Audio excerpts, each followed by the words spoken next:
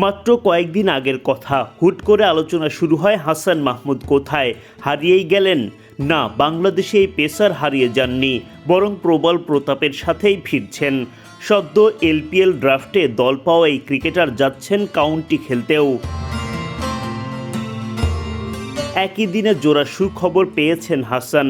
1 June 2026 তারিখটিকে হয়তো বেশ ভালোভাবেই মনে রাখবেন এই পেসার।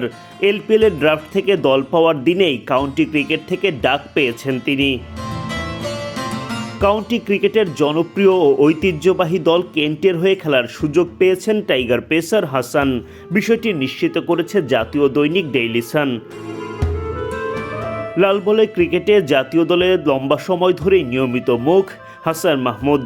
মাঝে চোটের কারণে কিছুটা সময় মাঠের বাইরে ছিলেন। পুনর্বাসন প্রক্রিয়া শেষে ডিপিএলের পরের রাউন্ড দিয়ে মাঠে ফিরবেন। এরই মধ্যে একদিনে পেয়ে গেলেন 2 সুখবর। ডেইলি সানকে হাসান মাহমুদ বলেন, এটা একটা রেকর্ড হতে পারে, একই দিনে ফ্র্যাঞ্চাইজি দলে ডাক পাওয়া এবং কাউন্টি ক্রিকেটে ডাক পাওয়া। এটা একটা ব্লেসিং।